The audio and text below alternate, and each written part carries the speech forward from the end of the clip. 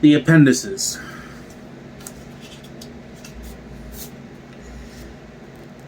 The ecology of Dune. Beyond a critical point within a finite space, freedom diminishes as numbers increase.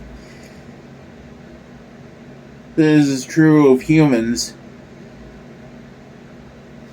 in the finite space of a planetary ecosystem, as it is of gas molecules in a sealed flask. The human question is not how many can possibly survive within the system, but what kind of existence is possible for those who do survive.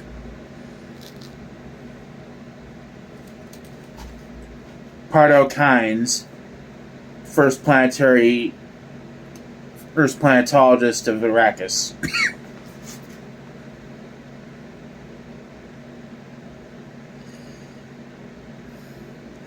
The effects of Arrakis on the mind of the newcomer usually is that of overpowering barren land. The stranger might think nothing could live or grow in the open here. That this was the true wasteland that had never been fertile and never would be. To Dr Keynes,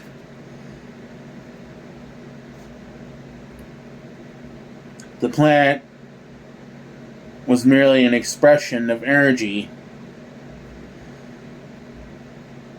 a machine being driven by its sun. What it needed was reshaping to fit to man's needs. The mind went directly to the free-moving human population, the Fremen. What a challenge. What a tool they could be. Fremen, an ecological and geological force of almost unlimited potential. A direct and simple man in many ways, Dr Keynes. One must evade her own restrictions. Excellent.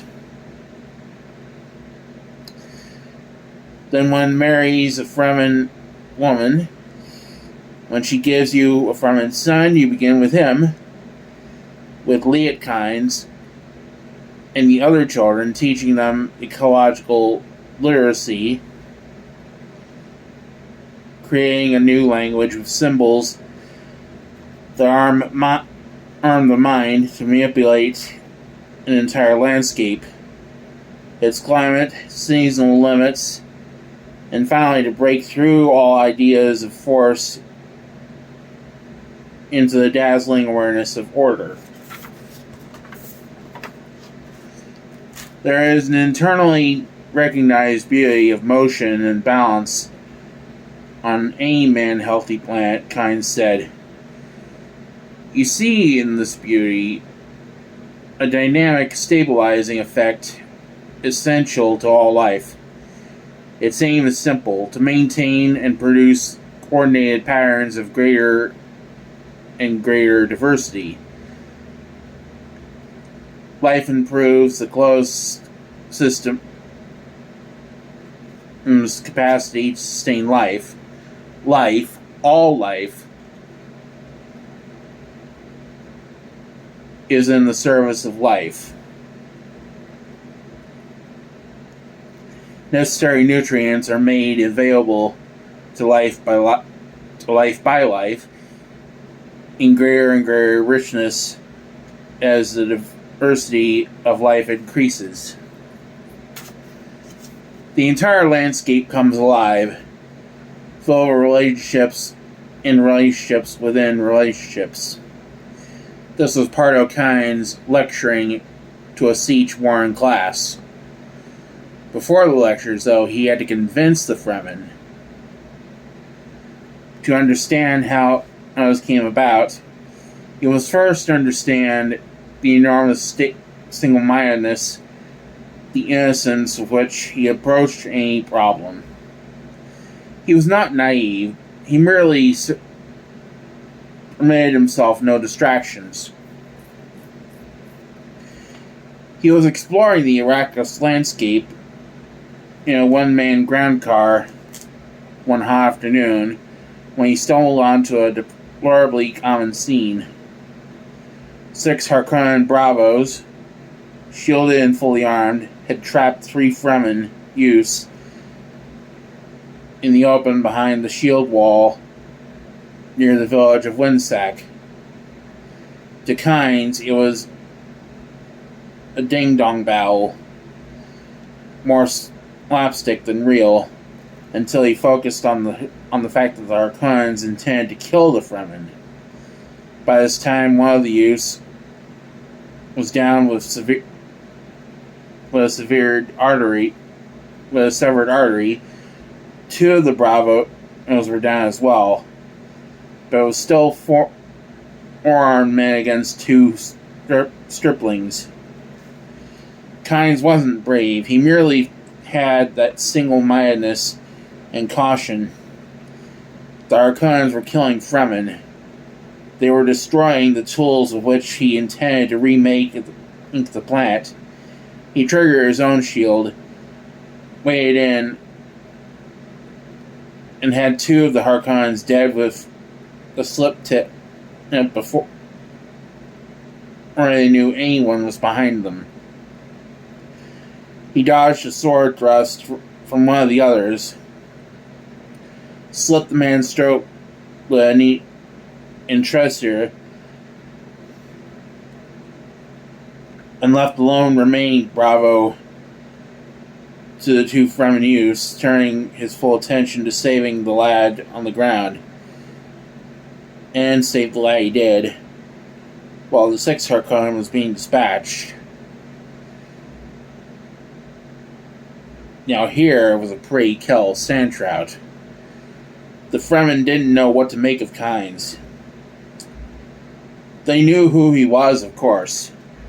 No man arrived on Arrakis without a full dossier of any its way into the Fremen strongholds. They knew him. He was an Imperial servant. But he killed Harkonnens. Adults might have shrugged and, with some regret, sent his shade to join those of the 6 dead men on the ground. But these Fremen were inexperienced youths,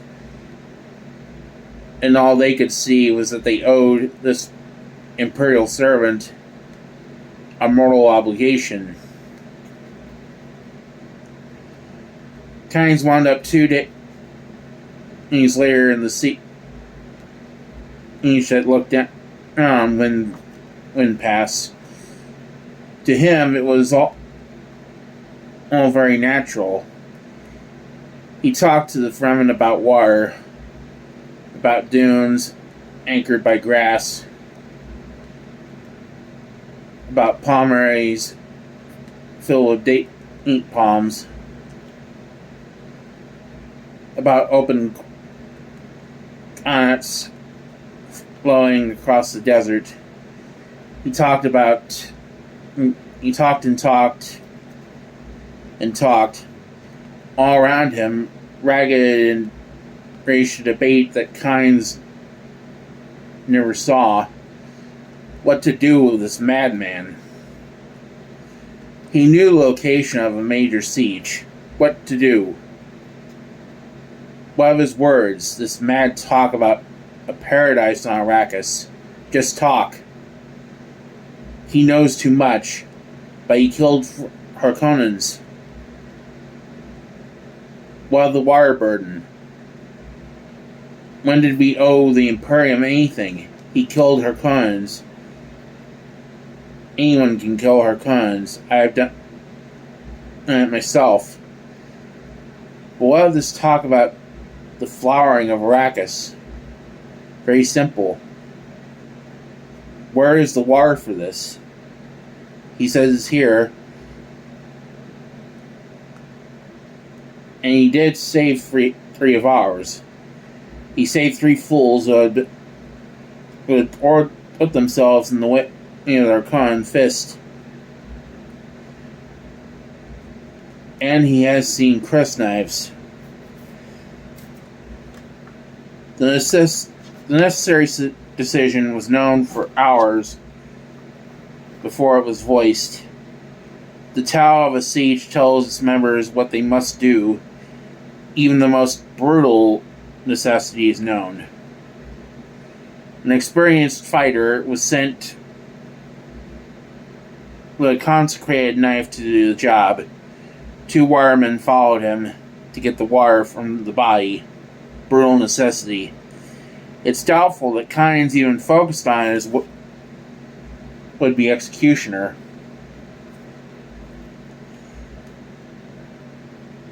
He was talking to a group that spread around him at a cautious distance. He walked as he talked. A short circle, gesturing open wire, and said, "Walk in the open without still suits. Wire for dipping it out of a pond." Portugals. The knife man confronted him. "Remove yourself," Keynes said, and went on talking about secret wind traps. He brushed past the man. Keynes' back stood open for the ceremonial blow. What went on in that would-be executioner's mind cannot be known now. Did he finally listen to Keynes and believe? Who knows? But what he did is a matter of record. Elliot was his name.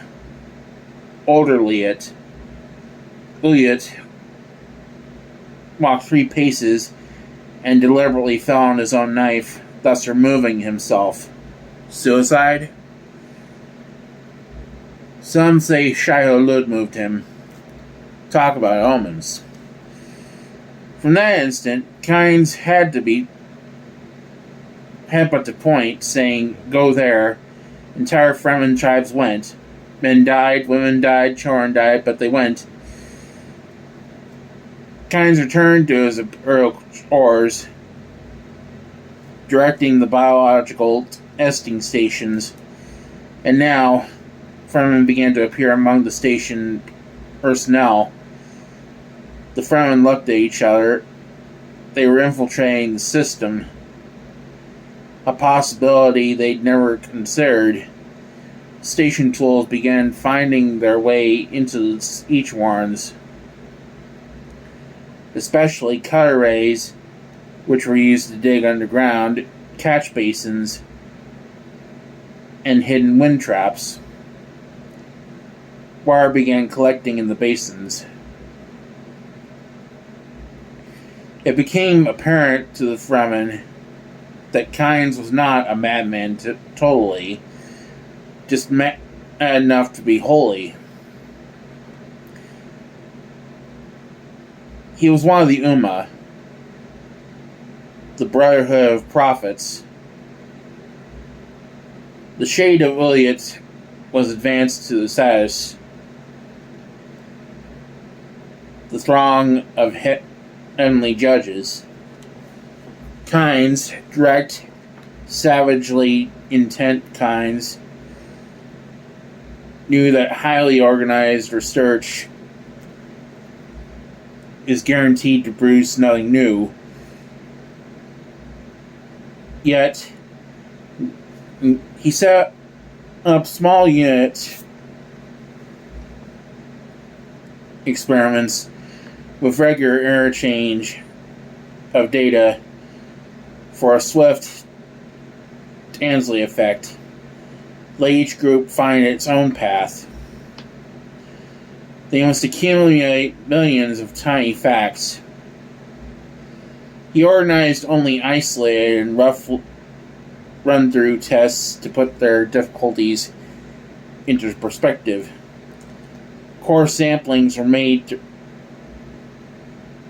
throughout the bled. Charts were developed on the long drifts of weather that are called climate. He found that in the wide belt contained by the 70-degree lines, north and south, temperatures for thousands of years hadn't gone outside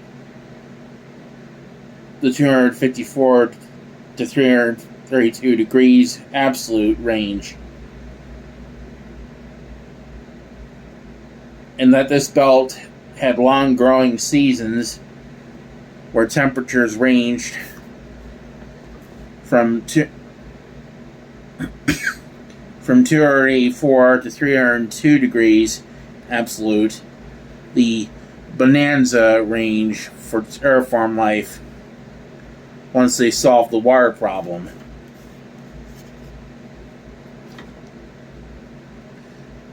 When will we solve it? The Fremen asked. When will see Arrakis as a paradise? In the manner of a teacher answering a child who has asked the sum of 2 plus 2, Keynes told them, from 300 to 500 years, a lesser folk might have howled in dismay, but the Fremen had learned patience from men with whips.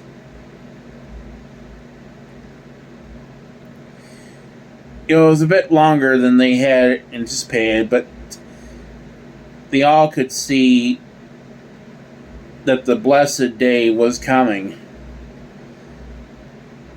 They tightened their sashes and went back to work. Somehow, the disappointment made the prospect of paradise more real. The concern of Arrakis was not with water, but with moisture. Pets were almost unknown. Stock animals rare.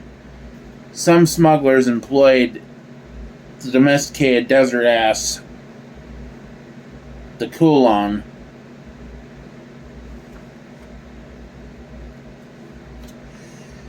But the water price was high even when the beasts were fitted with modified still suits.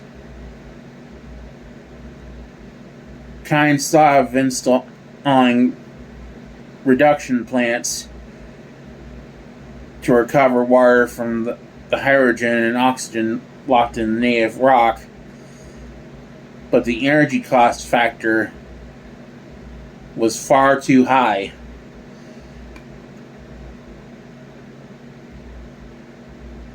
The polar caps, disregarding the false sense of water security they gave the peons,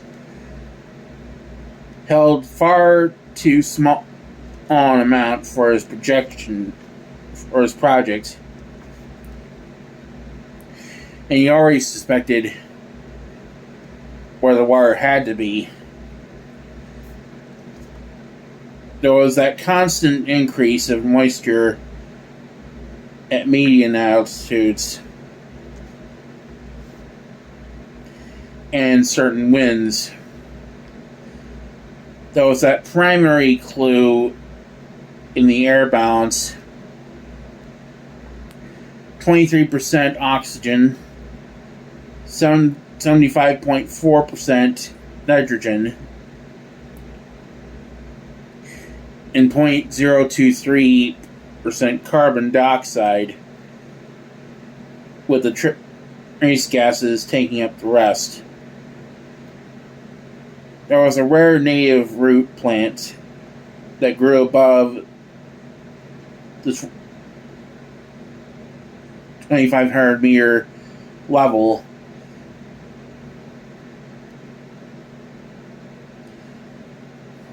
in the northern temperate zone. A tuber 2 meters long yielded half a liter of water. And there were the terraformed desert plants. The tougher ones showed signs of thriving if planted in depressions lined with dew precipitators. Then Keynes saw the salt pan. His copter, flying between stations far out on the bled, was blown off course by a storm. When the storm passed, there was the pan, a giant old depression some 300 kilometers on the long axis. A glaring white surprise in the open desert. Keynes landed, tasted the pan's storm-clean surface, salt. Now he was certain. There had been open water on Arrakis once. He began re-examining the evidence of the dry wells where trickles of water had appeared and vanished, never to return. Keynes said his newly trained Fremen limnologist to work. Their chief clue, leathery scraps of matter sometimes found within the spice mass after a blow. This has been ascribed to fictional sand trout in Fremen folk stories. As facts grew into evidence, a creature emerged to explain these leathery scraps. A sand swimmer that blocked off water into fertile pockets when the porous lower strata below the 280-degree absolute line. This water stealer died by the millions in each spice blow. A 5-degree change in temperature could kill it. The few survivors entered semi-dormant hibernation to emerge in 6 years as small, about 3 meters long, sandworms. Of these, only a few avoided their larger brothers in pre-spiced water pockets to emerge into maturity as the giant Shai-Hulud. Water's poisonous Shai-Hulud, as the Fremen had long known from drowning the rare stunned worm of the minor erg to produce the awareness spectrum narcotic they call water of life. The stunned worm is a primitive form of Shai-Hulud that reaches a length of only about 9 meters. Now they had the circular relationship. Little maker to pre-spice mass. Little maker to Shai-Hulud. Shai-Hulud to scatter the spice upon which fed microscopic creatures called sand plankton. The sand plankton, food for Shai-Hulud, growing, burrowing, becoming little makers. Keynes and his people turned their attention from these great relationships and focused now on microecology. First, the climate. The sand surface often reached a temperature of 344 degrees to 350 degrees absolute.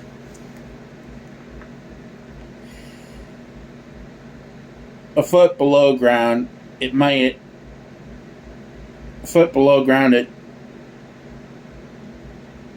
be 55 degrees cooler. A foot above ground, 25 degrees cooler. Leaves are black shade to provide another 18 degrees of cooling. Next, the nutrients. Sand of Arrakis is mostly a product of worm digestion. Dust, the truly omnipresent problem there, is bruised by the constant surface creep, the saltation movement of sand. Coarse grains are found on the downwind sides of dunes. The windward side is packed smooth and hard. Old dunes are yellow, oxidized. Young dunes are the color of the parent rock, usually gray. Downwind sides of old dunes provide the first plantation areas. The Fremen aimed first for a cycle of poverty grass with peat-like hairs, cilia to intertwine, mat and fix the dunes by depriving the wind of its big weapon, movable grains. Adaptive zones were laid out in the deep south, far from Harkonnen watchers. The mutated poverty grasses were planted first along the downwind, the slip face of the chosen dunes that stood across the path of the prevailing westerlies. With the downwind face anchored, the windward face grew higher and higher and the grass was moved to keep pace. Giant sifts, long dunes with sinuous crests of more than 1,500 meters height were bruised this way.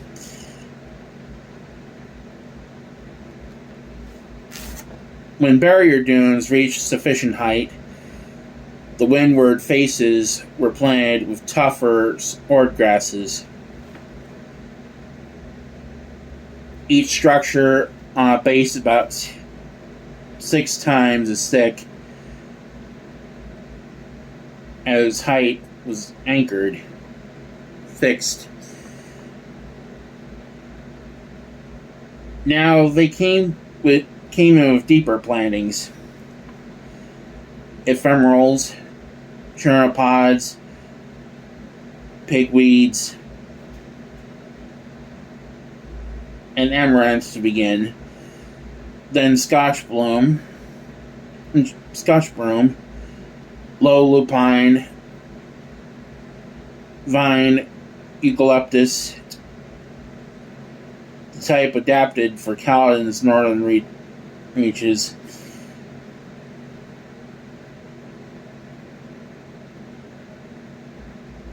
Dwarf tamarisk, shore pine, then the true desert growths, candelilla, saguaro,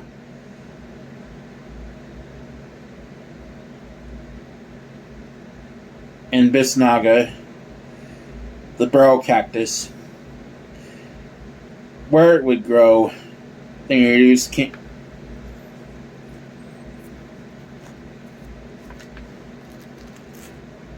camel sage, onion grass, gobi feather grass, wild alfalfa, burrow bush, sand verbena, evening primrose, incense bush, smoke tree, creosote bush.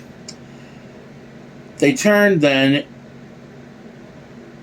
to the necessary animal life burrowing creatures to open the soil and aerate it. Kit fox, kangaroo mouse, desert hare, sand terrapin,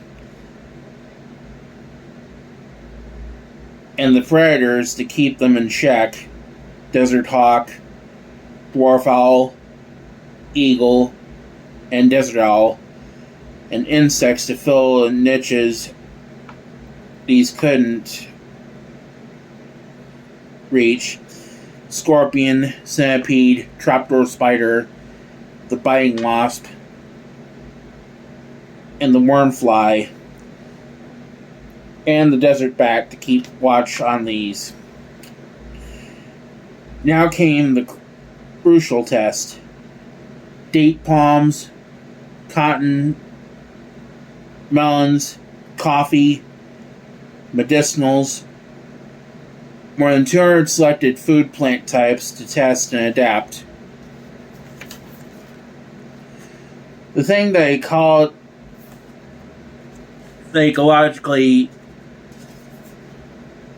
illiterate don't realize about an ecosystem, kind said, is that it's a system. A system. A system maintains a certain fluid stability that can be destroyed by a misstep in just one niche. A system has order, a flowing from point to point. Flowing from point to point. If someone dams that flow, or it collapses,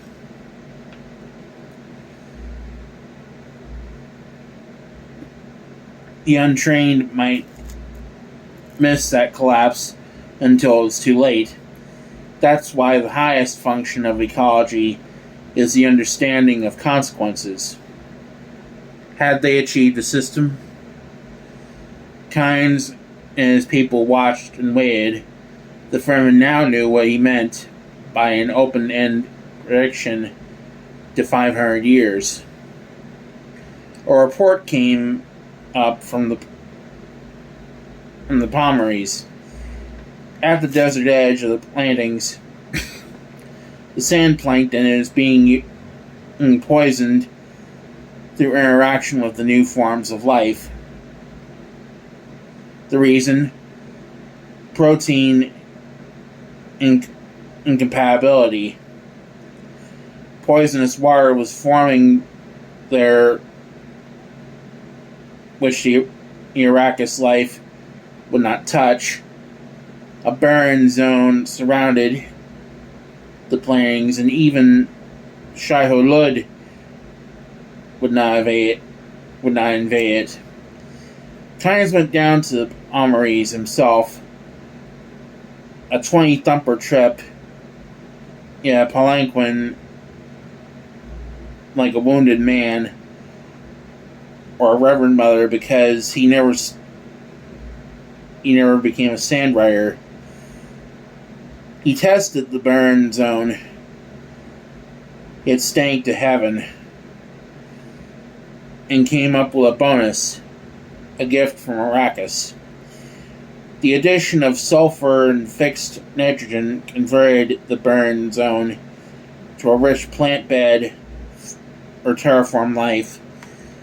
The plantings could be advanced at will. Does this change the timing? Fremen asked. Keynes went back to his planetary formulae. Wind trap figures were fairly secure by then. He was generous with his allowances. He couldn't draw neat lines around ecological problems. A certain amount of plant cover had to be set aside to hold dunes in place. A certain amount for foodstuffs, both human and animal. A certain amount to lock moisture in root systems, and to feed water out into surrounding parched areas. They mapped the roving old spots on the open blade by this time. These had to be figured into the formulae. Even Shai-Hulud had a place in the charts. He must never be destroyed, else spice wealth would end. But his inner digestive factory, with its enormous concentrations of aldehydes and acids, was a giant source of oxygen. A medium worm about 200 meters long discharged into the atmosphere as much oxygen as 10 square kilometers of green-growing photosynthesis surface. He had the guild to consider. The spice bribe to the guild for preventing weather satellites and other watchers in the skies of Arrakis already had reached major proportions. Nor could the Fremen be ignored, especially the Fremen with their wind traps and the irregular land holdings organized around water supply. The Fremen with their new ecological literacy and their dream of cycling vast areas of Arrakis through a prairie phase into forest cover. From the charts emerged a figure. Keynes reported 3%. If they could get 3% of the green plant element on Arrakis involved in forming carbon compounds, they'd have their self-sustaining cycle. But how long, the Fremen demanded? On that, about 350 years. So it was true, as Asuma had said at the beginning, the thing would not come in a lifetime of any man now living, nor in the lifetime of their grandchildren, 8 times removed, but it would come. The work continued. Building, planting, digging, training the children. Then Keynes the Uma was killed in the cave-in at Plaster Basin. By this time his son, Liet Keynes, was 19. A full Fremen and Sandrider who had killed more than 100 Harkonnens. The imperial appointment for which the elder Keynes already had applied in the name of his son was delivered as a matter of course. The rigid class structure of the Falfreluches has well-ordered purpose here. The son had been trained to follow the father. The course had been set by this time. The ecological Fremen were aimed along their way. Liet Keynes had only to watch and nudge and spy upon the Harkonnens until the day his planet was afflicted by a hero.